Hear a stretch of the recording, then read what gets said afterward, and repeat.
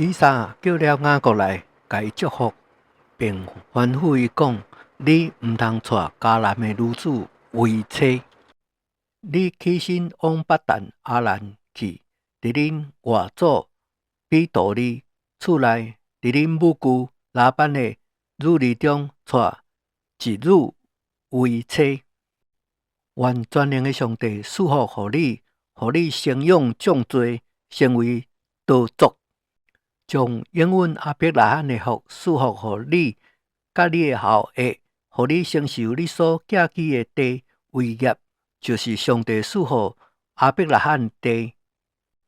以撒打发雅各走了，伊就往巴旦阿兰去，到阿兰人比托利的后生拉班迄边。拉班是雅各以扫的母舅。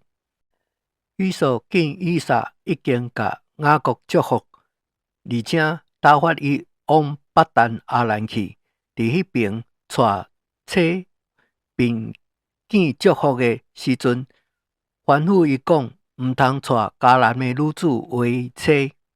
搁见雅各听从父母的话，往巴旦阿兰去了。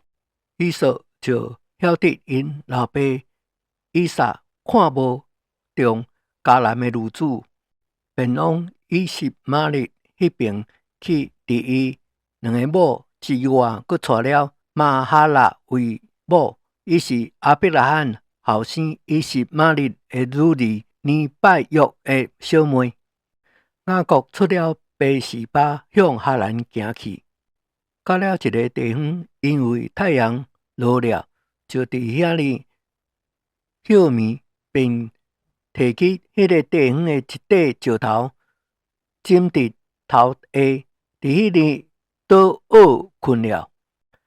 梦见有一个腿立伫地上，腿的头顶就天有上帝使者伫腿顶上去落来。